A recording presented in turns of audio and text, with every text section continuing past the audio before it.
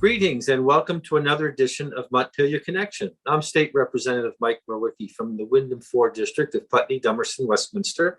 And as we have just finished the 2021 legislative session, we're trying to have some talks with people who have done some important work in this session.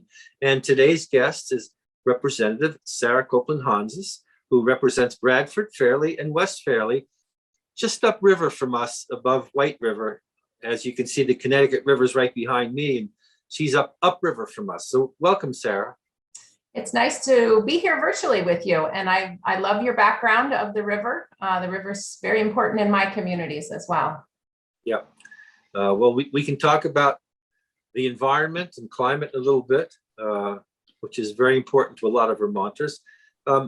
Sarah, as you are the chair of the House Government Operations Committee and the committee that I sit on and work with, and I think we did a lot of good work, and I want to thank you for your leadership to take us through a number of pretty difficult concerns that we took up.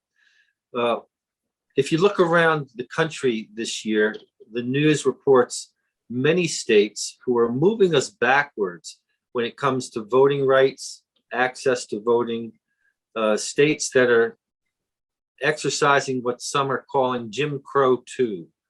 Now, we did a lot of work to move Vermont in the other direction, to expand voting access. Can you give us a little synopsis of what we did to expand voting access here in Vermont? Sure, I would love to. And I want to say thank you to you, Representative, for your steadfast support of and work right alongside us in the Government Operations Committee.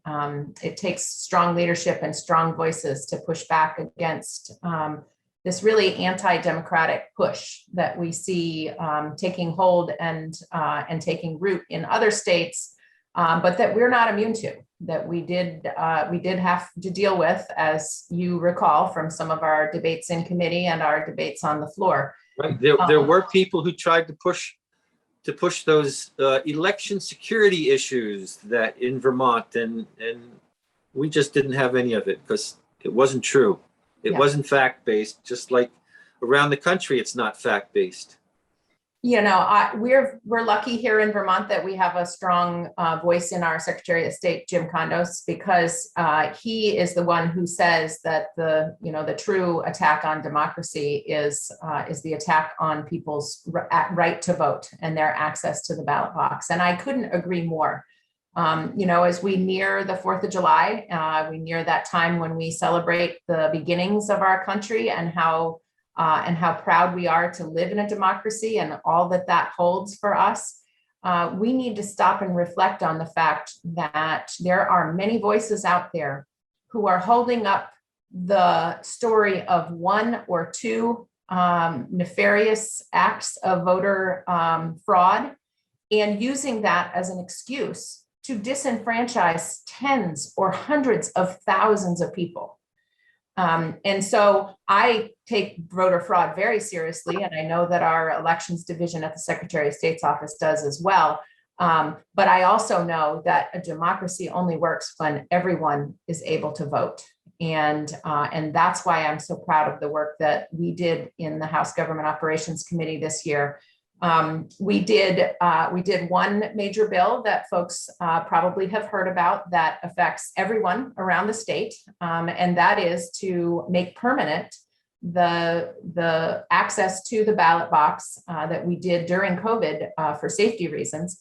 And that is that for every general election, voters will be able to receive their ballot at home in the mail. You can fill it out at home on the comfort of your kitchen or living room as you do research online in order to decide which candidates have earned your vote. Or you can continue to go and vote in person on election day if you like to. And what folks remember from COVID 2020 voting time is that it's much easier if you take your mailed ballot with you to the town clerk's office to cast your ballot.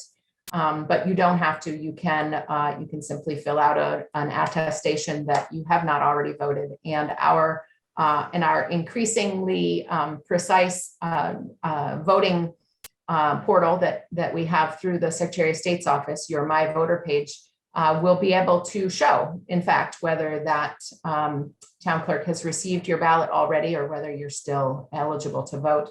One other aspect of that bill that I think is so important to protecting everyone's right to vote is that in past elections, if you were voting by mail and you failed to fill out that inner envelope correctly, or you failed to seal it, or you failed to sign it, your ballot could be put in the discarded pile and you wouldn't have known, and you wouldn't have had any opportunity to fix that. Even if you voted, 4 or 5 weeks before the election, you may never have known that your vote simply wasn't counted. And so what we put into this bill that I was really proud of is the ability to correct your defective ballot. So again, that online system where you can look up your registration and your voting status, you would be able to see that your ballot had been marked defective, and you would have up until election day to go in there and fix it and change whatever defect. And so, whereas the rest of the country is trying to make it harder for people to vote by closing polling places and by making it a crime to provide shelter or refreshments to someone while they're standing in an hours-long line to vote. I'm really proud that we made that change so that it's easier for Vermonters to vote. Yeah, it's important for democracy to work that way. And what we've noticed, the reason I use the term, these are called Jim Crow II laws, is because in many states, this disproportionately affects people of color. And BIPOC Vermonters and Americans have been victims of disenfranchisement going back to the Civil War. And we would have thought those times were over. And that's why whatever we're doing this year, that lens of equity is something that we've really been trying to put forward. What I like to say is that we've been dealing with 3 pandemics: COVID, climate, and racial injustice. And as COVID is receding, though, climate and racial injustice are still there, and we have to deal with them. And we have to put the kind of efforts that we put into COVID. So I appreciate the work you did in that we held that lens up for work. All across Vermont, we are growing our BIPOC populations. Windham County, for instance, is one of the fastest growing minority populations in the state. Brattleboro High School has gone from 3 or 4% students of color to now it's 16% students of color. And this is happening across Vermont. Vermont's changing, our nation is changing, and we need to make sure that we welcome those people into Vermont with full rights of citizenship. So voting's made easier. So thanks for your work on that. You keep yourself pretty darn busy, and you're not only chair of our House Government Operations Committee, but you're part of the Climate Solutions Caucus. You are the House chair. There's a Senate chair, Senator Pearson, and you've done a lot of great work there. Could you take some time to highlight some of the work that the Global Climate Solutions Group has done? Absolutely. Our work on climate has such a great urgency in my heart, and it's really the reason why I spend, evenings and weekends and moments during the occasional less than exciting floor debate, imagining how we move forward with engaging Vermonters on making this transition. Nobody in Vermont is unaware of the impacts of climate change on us here in Vermont, as well as nationally. The rise in tick-borne illnesses is a scourge that is really difficult for many of our communities and is impacting far too many people's lives. The impacts on our winter tourism economy, on our maple syrup industry, our winter recreation.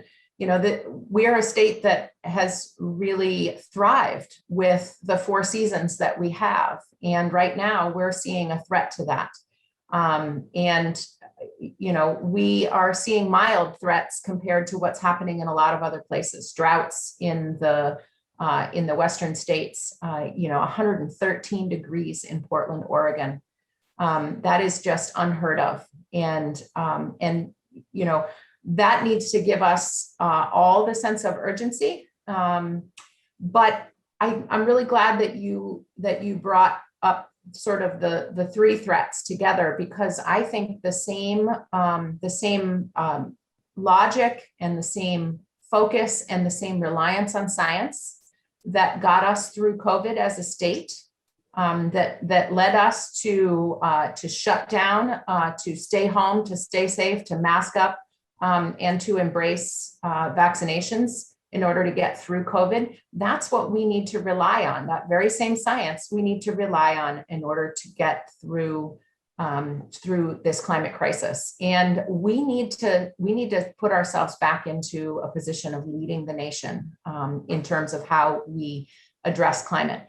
And one of the things that makes me most hopeful about Vermont being a leader in the climate arena is that we are small and we care dearly about each other, about our communities, about our environment. And we really can do difficult things. And so we have a tremendous opportunity in front of us, and the Climate Solutions Caucus is really rallying this summer in order to be ready to step up to this challenge. With the influx of money that came from the federal government for pandemic relief, we have set aside $250 million to put towards the challenges that we need to face in order to do our part on climate. I'm so thankful and want to thank all of your listeners and Vermonters across the state that we were able to respond to your call and pass the Global Warming Solutions Act. And when that bill went into law, when we overrode the governor's veto and put that bill into law, it really set in motion what we need to do. And it said, we're going to create this climate council. They're going to present the legislature with a plan. And in the intervening months, we also have this federal money coming and sitting there waiting for us to put into the plan. And so I'm very hopeful, and the Climate Caucus is getting to work doing that. That we'll get a sketch of a plan from this Climate Council. They're working very hard. They have a very tight timeline. They may not be able to give us, fully formed ideas and bills that we can, simply consider and pass. But I'm really hopeful that they can come to us with a set of initial priorities for the 2022 legislative session, and then we can continue to work off of what they get us in future months. Yeah. In real terms, one of the things that I'm really excited about is a lot of that money could be put to a plan we have to really scale up home efficiencies, thermal efficiencies. We've done a great job in Vermont with electric efficiencies, but we still have a lot of old housing stock that's really heating the outdoors.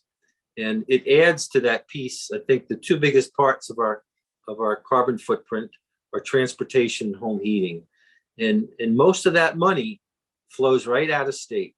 And what we want to do is keep that money in the Vermont economy and keep the heat in your house. So can you share a little bit about the scale of what's proposed there?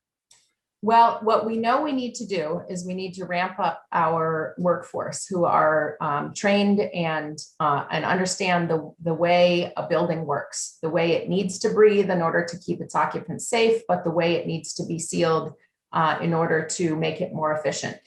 Because as you said, so much of our housing stock is really leaky and heating the outdoors, which is also a serious concern when we have weather like we've had for the last couple of days, where it's getting up to 90 degrees in the daytime. And some of our homes are simply not able to stay cool because they need such weatherization.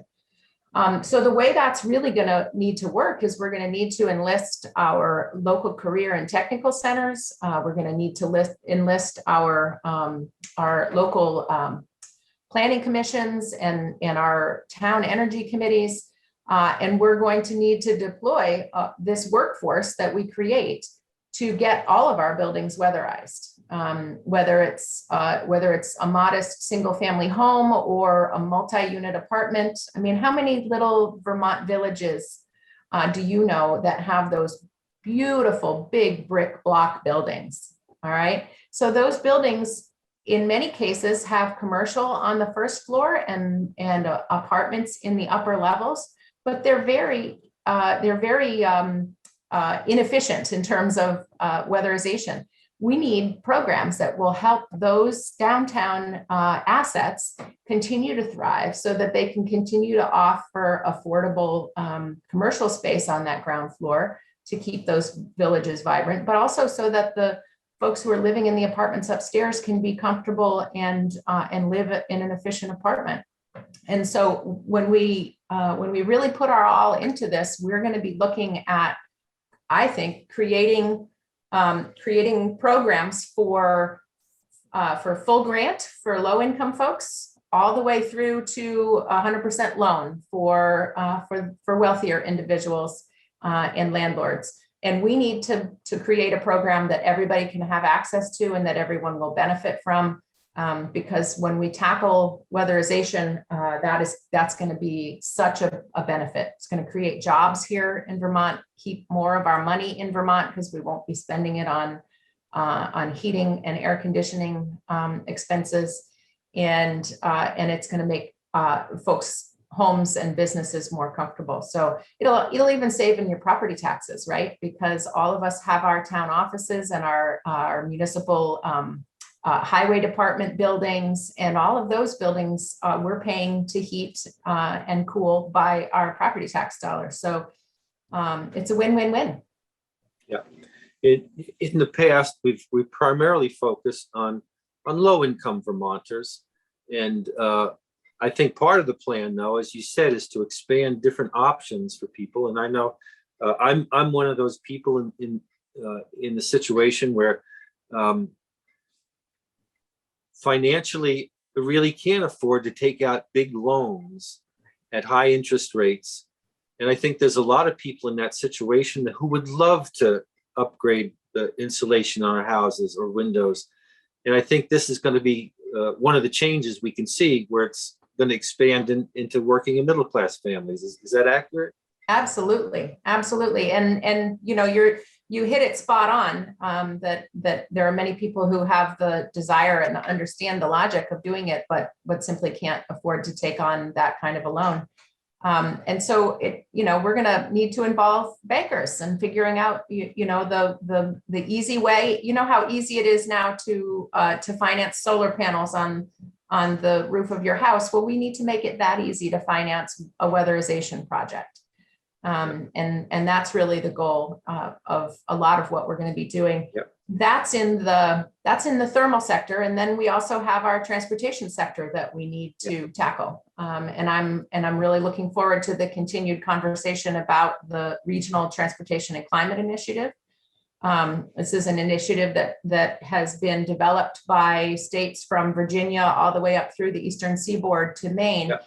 And its initial going forward, 3 of the states have jumped in and said, yes, we're all in.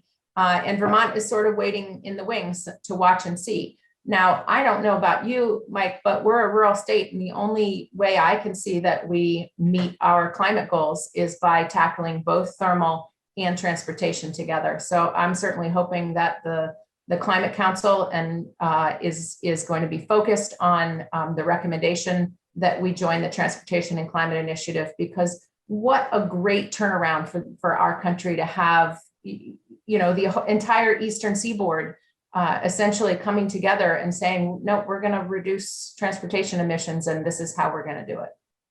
Yeah, it's especially important because there's a real sense that we've lost 4 years in the battle against climate change, and we can't waste any more time.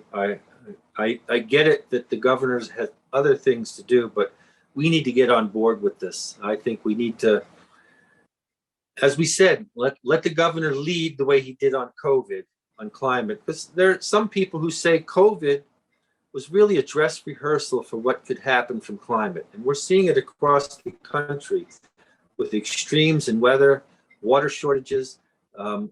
We need to act.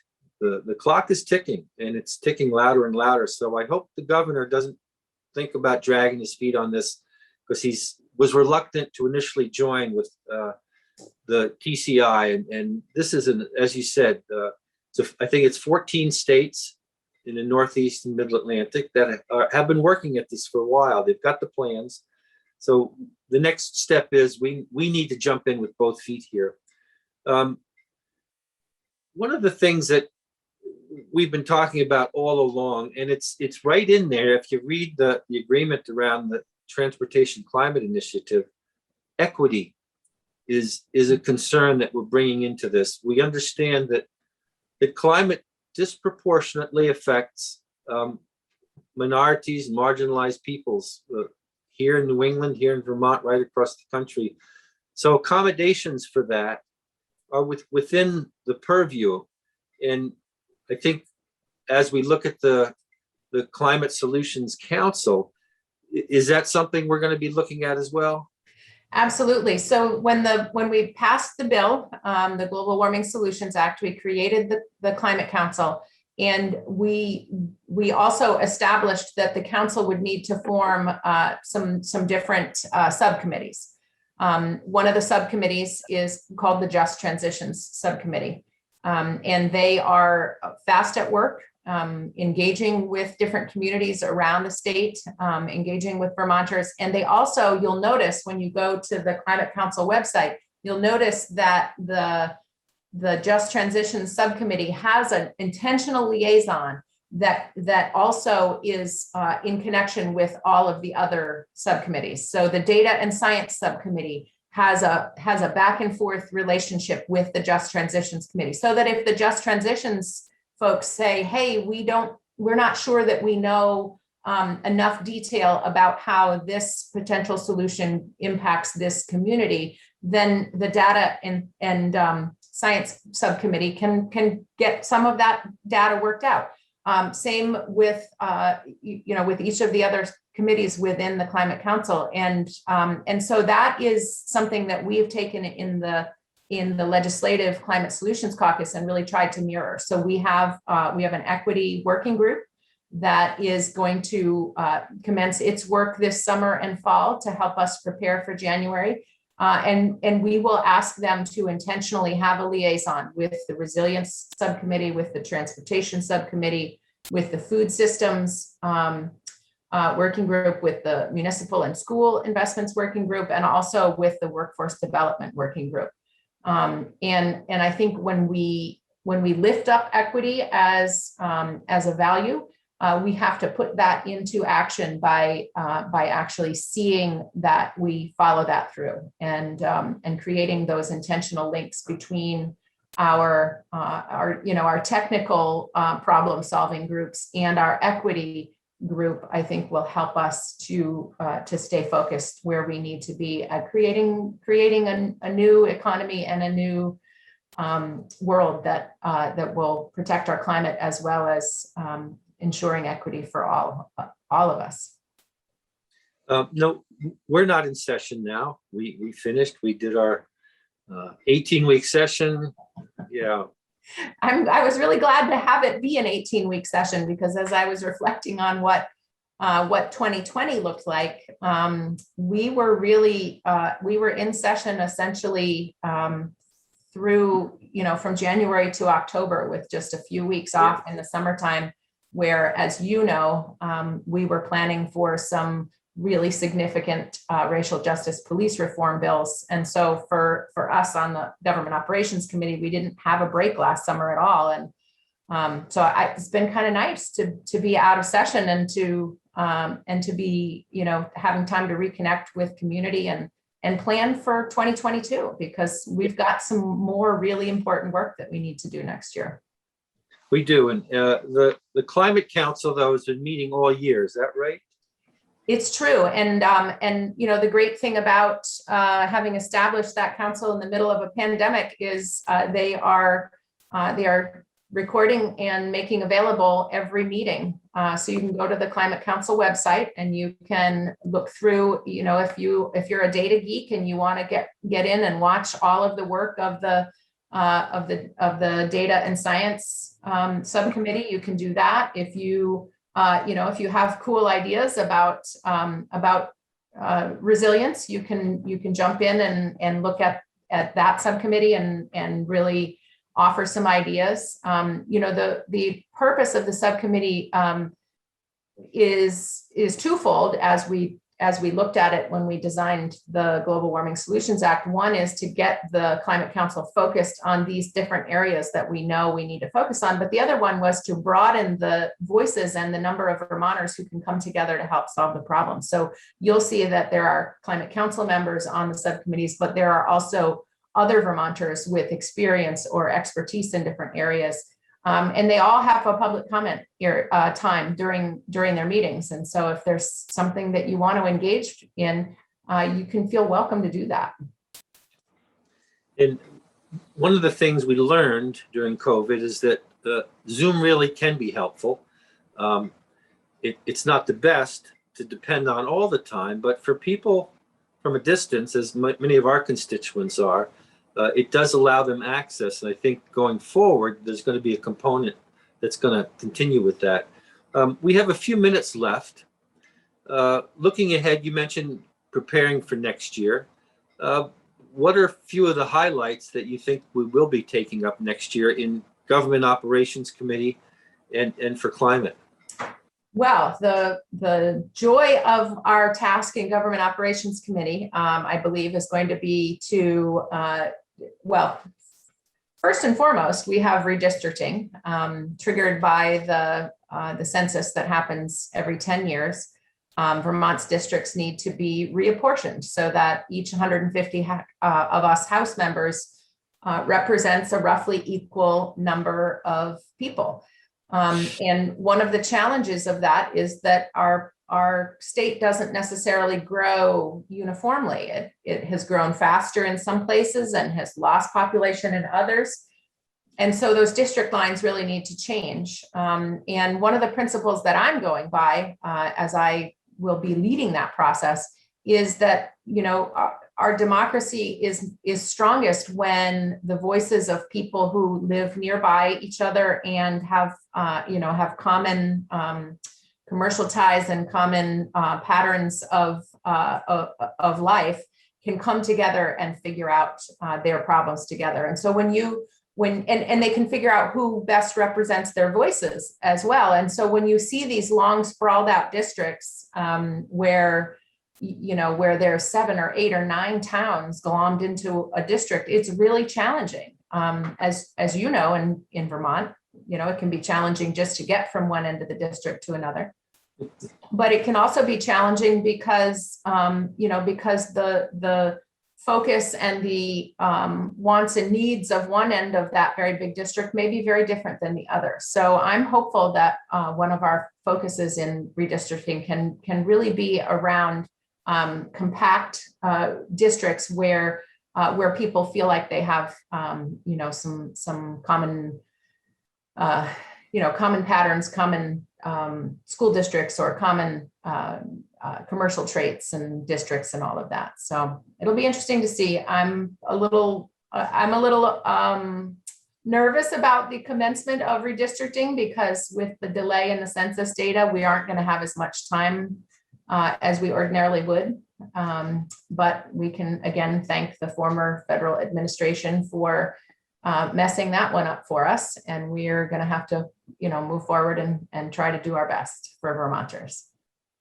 Someone said it's reapportionment is similar to working a Rubik's Cube, except you have 180 of them that you have to balance out. Yes. So we certainly have our work cut out for us. Yeah, and then the other half of your question was, what are we doing on climate?